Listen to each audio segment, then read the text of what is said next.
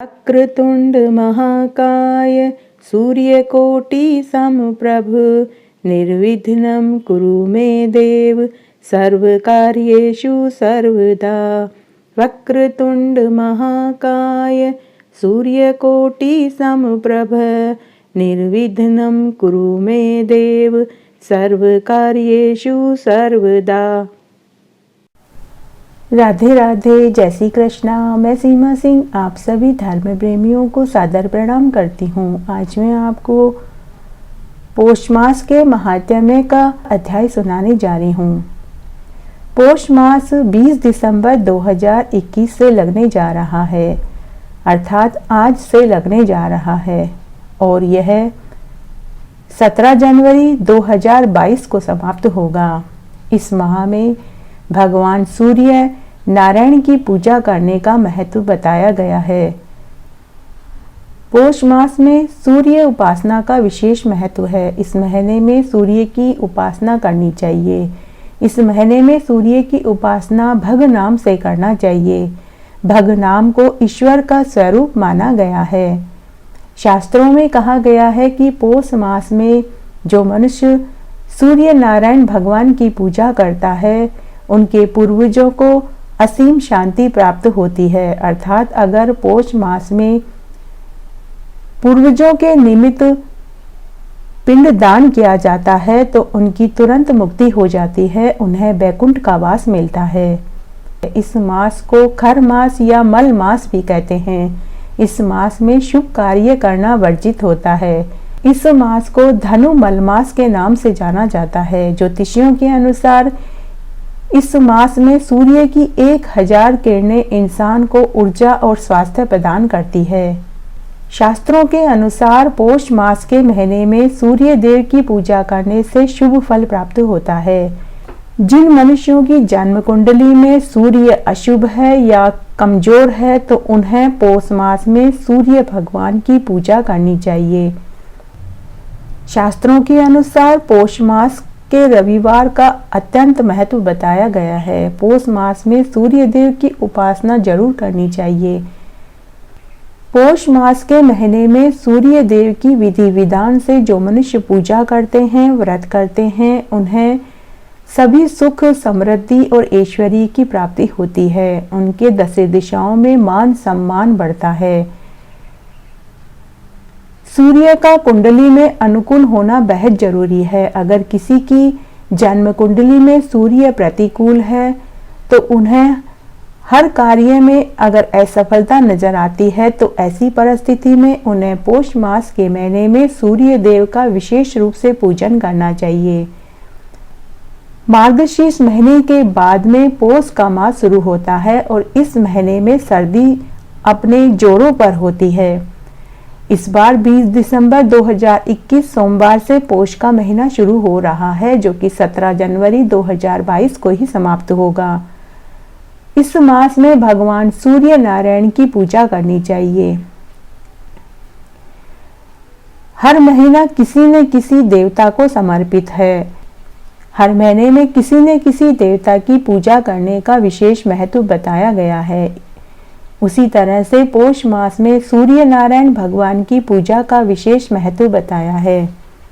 पौष मास में सूर्य नारायण भगवान को सुबह जल्दी उठकर स्नान आदि करने के पश्चात सूर्य भगवान को अर्घ्य देना चाहिए।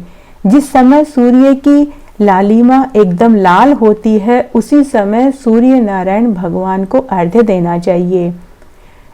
तांबे के पात्र में जल भरकर उसमें थोड़ा सा कुमकुम, चावल और थोड़ी सी चीनी डाल करके सूर्य नारायण भगवान को अर्घ्य देना चाहिए और मंत्र बोलना चाहिए, ओम सूर्याय नमः। पौष मास के महीने में पौष रविवार का विशेष महत्व है।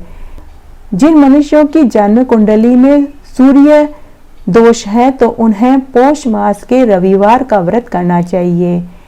व्रत में अलूना भोजन खाना चाहिए, ब्रह्मचर्य का पालन करना चाहिए, ओम सूर्याय नमः मंत्र का जाप करना चाहिए। पौष के महीने का धार्मिक महत्व और भी बढ़ जाता है। इस मास में अमावस्या और पूर्णिमा विशेष फलदायक होती है। पौष पूर्णिमा और अमावस्या के दिन पवित्र नदियों में स्नान आदि करने से मनुष्य की दसों दिशाओं में कीर्ति यश फैलता है और उसके जन्मों जन्मों के पापों का नाश हो जाता है। पौष के महीने में मकर संक्रांति के दिन से सूर्य उत्तरायण हो जाते हैं। भगवत गीता में भगवान श्री कृष्ण ने कहा कि जो मनुष्य सूर्य के उत्तरायण में दिन के उजाले में शुक्ल पक्ष में अपने प्राण त्यागता है वो मृत्यु लोक में लौट कर नहीं आता। यही वजह है कि महाभारत युद्ध में बाणों से छलनी हुए भीष्म पितामह ने सूर्य के उत्तरायण होने के बाद ही अपने प्राण त्यागे थे। हिंदू पंचांग के अनुसार हर महीने का अलग ही महत्व होता है। हर महीने में किसी न किसी देवी देवता की पूजा खास तरीके से की जाती है। इसी कारण पौष मास में सूर्य भगवान की पूजा का विशेष महत्व है। इस मास में ठंड अपने चरम सीमा पर होती है।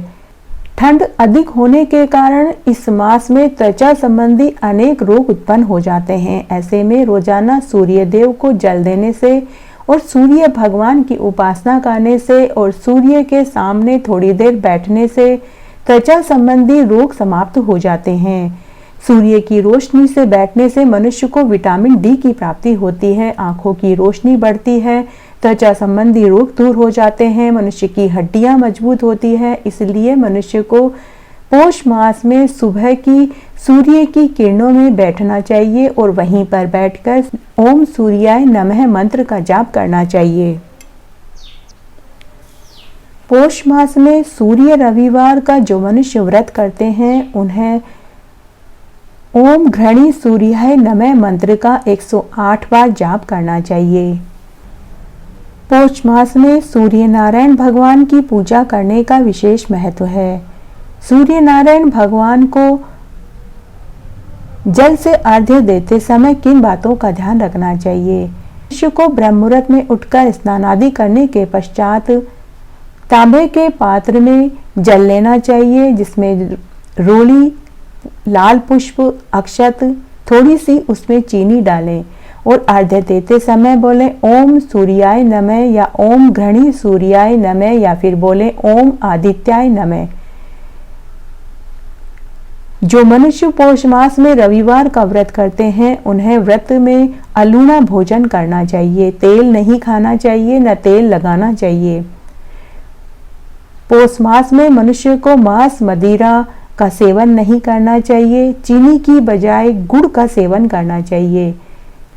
पौष मास में सर्दी अपनी चरम सीमा पर होती है, इसलिए इस मास में गर्म कपड़ों का दान करना चाहिए। जो मनुष्य पौष मास में गरीबों को, ब्राह्मणों को और जिसको ज्यादा जरूरत है, जरूरतमंद लोगों को गर्म कपड़े दान करता है, उसका बहुत पुण्य धर्म लगता है। कहते हैं अगर एक हाथ से हम दान दें तो सूर्य नारायण भगवान हमें दोनों हाथों से हमारी झोली भर देंगे, अर्थात हम 1 गुना देंगे और हमें बदले में 10 गुना फल प्राप्त होगा।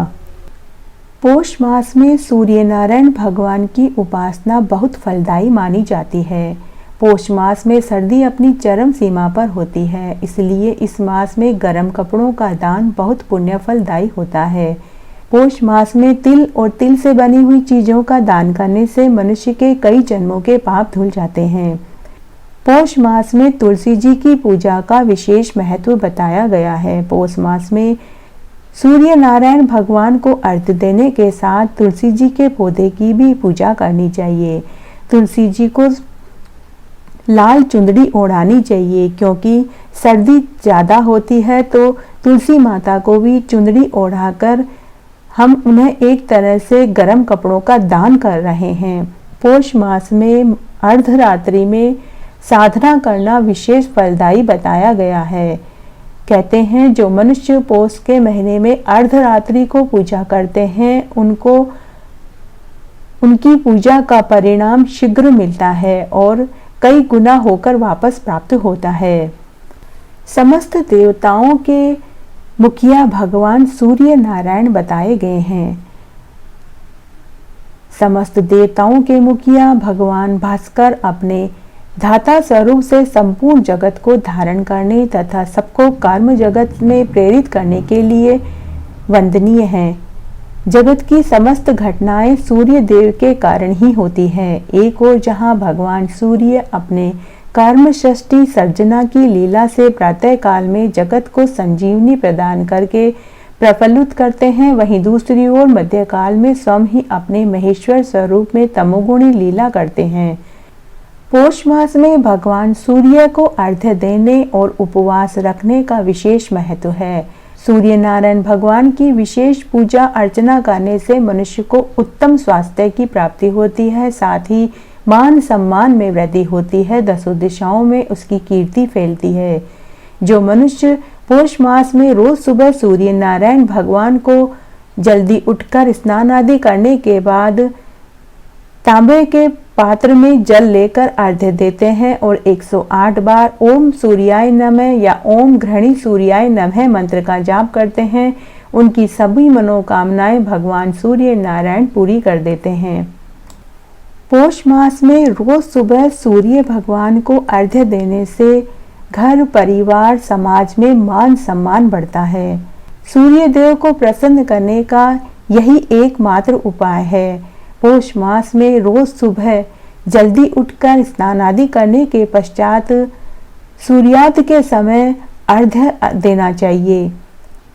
जिन लोगों की कुंडली में सूर्य शुभ स्थिति में नहीं है, कमजोर हैं, तो उन्हें पौष मास में रोज सूर्य नारायण भगवान को अर्घ्य देना चाहिए, जिससे कि सूर्य दोष समाप्त हो जाएगा, जिससे कि उनका सूर्य दोष दूर हो जाएगा। हिंदू पंचांग के अनुसार हर महीने का अपना एक अलग महत्व है। हर महीने में अलग अलग देवता की पूजा करने का विधान है। जैसे सावन में शिव जी की पूजा की जाती है, जैसे कार्तिक में भगवान विष्णु की पूजा की जाती है, ठीक उसी तरह पौष मास में सूर्य देव की पूजा का विशेष महत्व है। इस मास में सूर्य देव की पूजा करने से व्यक्ति निरोगी काया प्राप्त करता है। पौष मास के महीने को पूस का महीना भी कहते हैं। मार्गशीर्ष मास की द्वादशी तिथि अर्थात 15 दिसंबर 2021 से मल मास या खर मास शुरू हो गया है, जो कि 14 जनवरी पौष शुक्ल पक्ष की द्वादशी तिथि तक रहेगा। हिंदू धार्मिक मान्यताओं के अनुसार खर मास में शुभ कार्य नहीं किए जाते हैं। जब सूर्य गोचरवश धनु और मीन में प्रवेश करते हैं तो क्रमशः धनु संक्रांति व मीन संक्रांति कहा जाता है। सूर्य किसी भी राशि में लगभग 1 माह तक रहता है। सूर्य के धनु राशि एवं मीन राशि में स्थित होने की अवधि को ही खर मास या मल मास कहते हैं। मल मास में वैवाहिक कार्य और शुभ कार्य नहीं किए जाते हैं, जैसे गृह प्रवेश, भूमि पूजन, नवीन व्यापार का शुरू होना, विवाह, सगाई, कोई भी शुभ कार्य खर मास में वर्जित बताए गए हैं। मल मास में ईश्वर की आराधना एवं पूजन अर्चना, भागवत कथाएं, रामायण कथा, रामायण पाठ, मंत्रों का पाठ, धार्मिक कार्य, यज्ञ, हवन आदि सभी किए जा सकते हैं, परंतु विवाह आदि शुभ कार्य खर मास या मल मास में नहीं किए जाते हैं। खर मास के महीने में पूजा पाठ, धर्म कर्म, मंत्र जाप करना, भागवत गीता करवाना, राम कथा करवाना, कथा का पूजन करवाना, विष्णु भगवान की पूजा करना, यज्ञ हवन आदि किए जा सकते हैं। अर्थात भगवान की आराधना के लिए यह मास सबसे उत्तम बताया गया है। इसीलिए खर मास के महीने में सूर्य देव की आराधना करने वाला मनुष्य बहुत ही पुण्य फल को प्राप्त करता है। इसीलिए पौष मास में ब्रह्म मुहूर्त में उठकर स्नान आदि से निवृत्त होकर तांबे के लोटे में जल, रोली, चंदन, लाल पुष्प और चीनी की बजाय गुड़ डालें और फिर सूर्य देव को अर्घ्य देवें। और जो अर्घ्य का मंत्र है वह है ओम घृणी सूर्याय नमः, ओम आदित्याय नमः, ओम सूर्याय नमः। इन मंत्रों का उच्चारण करते हुए सूर्य नारायण भगवान को अर्घ्य देवें।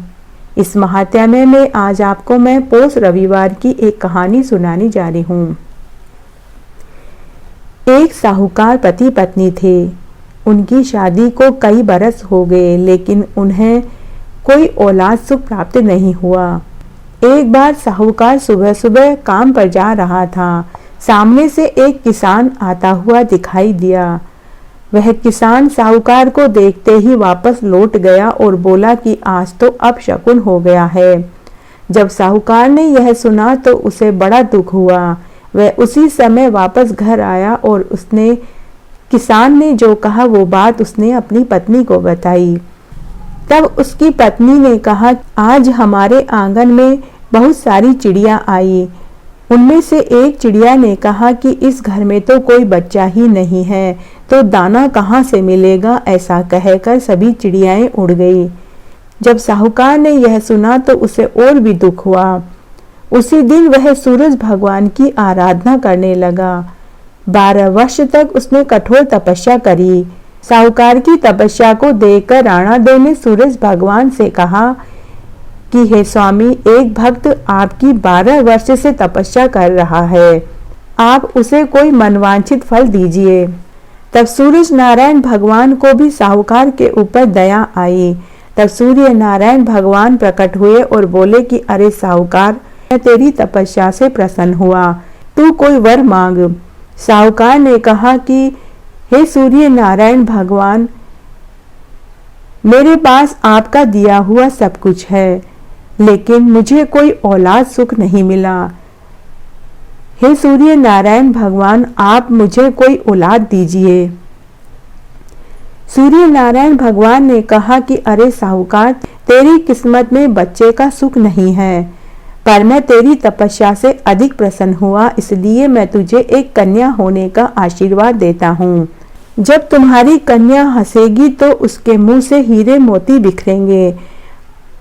ऐसा कहकर सूर्य नारायण भगवान अंतर्ध्यान हो गए।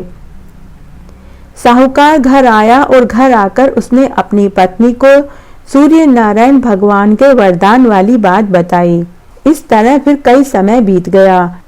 बहुत समय बीत गया। तब एक दिन साहूकारनी को गर्भ ठहर गया और 9वें महीने में एक सुंदर कन्या का जन्म हुआ। उस कन्या को नहलाने के लिए एक नायन आती थी। जब कन्या हंसती तो उसके मुंह से हीरे मोती झड़ते। वह नायन साहूकार और साहूकारनी की नजर बचाकर वह हीरे मोती चोरी करके घर ले जाने लगी। जब साहूकारनी की बेटी 1.25 महीने की हो गई तो साहूकारनी ने नायन से कहा कि अब तुम कल से मत आना, अब मैं बच्ची को खुद ही नहला दूंगी। इस तरह साहूकारनी अपनी बच्ची को नहलाने लगी। बच्ची को नहलाते समय वह हंसी तो उसके मुंह से हीरे मोती झड़ने लगे। साहूकारनी समझ गई कि नायन ने तो खूब हीरे मोती इकट्ठे कर लिए। साहूकारनी ने मन ही मन सोचा कि नायन बड़ी ही चालाक निकली।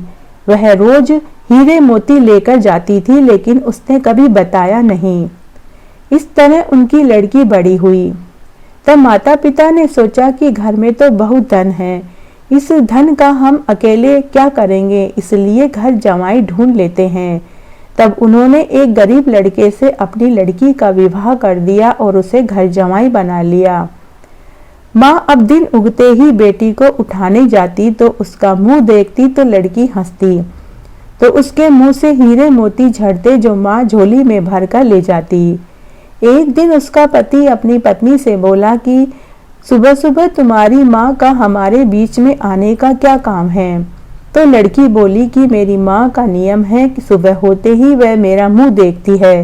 दूसरे दिन साहूकारनी का जवाई जल्दी उठ गया और उसने उठते ही अपनी स्त्री का मुंह देखा तो वह मुस्कुराई तो उसके मुंह से हीरे मोती बिखरे। अब जवाई समझ गया कि उसकी सासू अपनी बेटी का सबसे पहले मुंह देखने क्यों आती थी। थोड़ी देर बाद साहूकारनी अपनी लड़की को देखने आई और जब उसकी लड़की हंसी तो हीरे मोती नहीं झड़े। साहूकारनी समझ गई कि जवाई को पता चल गया है। साहूकारनी के मन में कपट आ गया। उसने एक आदमी को जमाई को जान से खत्म करने के लिए भेज दिया। आदमी ने जमाई को मार दिया, उसका सिर लाकर साहूकारनी को दे दिया। राणा देव और सूर्य भगवान यह सब देख रहे थे। तब राणा देव ने सूर्य भगवान से कहा कि हमारी दी हुई कन्या के पति को उसी की मां ने मरवा दिया है। तब राणा देव और सूर्य भगवान ने एक लीला रची। राणा देव और सूर्य भगवान ने मनुष्य रूप धरा और भिक्षा मांगने के लिए साहूकार के घर गए। जब सूर्य भगवान मनुष्य रूप धरकर साहूकारनी से भिक्षा मांगने लगे, उसी बीच में राणा देव घर के अंदर गई और साहूकारनी के जमाई का कटा हुआ सिर लेकर बाहर आ गई। और तब राणा देव और सूर्य भगवान ने जमाई का अंग जोड़कर उसके ऊपर अमृत का छींटा दिया तो वह आंख मलते हुए उठकर बैठ गया। तब राणा देव और सूर्य भगवान ने साहूकारनी के जमाई को पूरी बात बताई। बहुत देर तक साहूकारनी की बेटी अपने पति का इंतजार कर रही थी, क्योंकि उस दिन उसका पोष रविवार का व्रत था और उसने नियम ले रखा था कि सूर्य अस्त होने से पहले ही वो भोजन करती थी, सूर्य अस्त होने के बाद वह भोजन नहीं करती थी। और उसने यह भी नियम ले रखा था कि वह अपने पति का मुंह देखने के बाद ही भोजन करती थी। लेकिन पूरे घर में उसे उसका पति कहीं दिखाई नहीं दिया, इसलिए वह अपने पति का इंतजार कर रही थी। बहुत देर बाद जब उसका पति घर आया तो उसने आते ही पूछा कि आज आप कहाँ चले गए थे? आपको तो याद है आज मेरा पोष रविवार का व्रत था और मैंने नियम ले रखा है कि मैं आपका मुंह देखने के बाद ही भोजन करती हूँ और सूर्य अस्त होने के बाद मैं भोजन भी नहीं करती हूँ। तब उसके पति ने अपनी पत्नी को उसके माँ की हरकत वाली पूरी बात बताई। वो बोला कि तुम्हारी माँ ने मुझे मारने के लिए आदमी भेजा था और पूरी बात बता दी। तब साहूकारनी की बेटी बोली कि अब हम यहाँ नहीं रहेंगे। जो माँ मेरा ही सुहाग छीन ले, ऐसी माँ के साथ रहने से क्या फायदा। बेटी अपने पति को साथ लेकर अपने पति के घर जाकर रहने लगी। उसके घर से निकलते ही सुख समृद्धि भी उसी के साथ चली गई। बेटी के घर से जाते ही लक्ष्मी भी चली गई और साहूकारनी को गरीबी का मुंह देखना पड़ा। साहूकारनी की बेटी के घर में सुख समृद्धि हो गई और माँ के घर में दरिद्रता का वास हो गया। हे सूर्य नारायण भगवान, जैसे आप साहूकारनी की बेटी पर प्रसन्न हुए, वैसे सबके ऊपर होना, कहानी कहने वाले पर, सुनने वाले पर और हुकारा भरने वाले पर। इस तरह आज मैंने आपको पोष रविवार की एक व्रत कथा सुनाई और पोष मास का महात्म्य सुनाया। आशा करती हूँ आपको ये जरूर पसंद आएगा। मेरे साथ बने रहने के लिए आपका धन्यवाद। आगे के महात्म्य के लिए भी आप इसी तरह मेरे साथ बने रहें। धन्यवाद।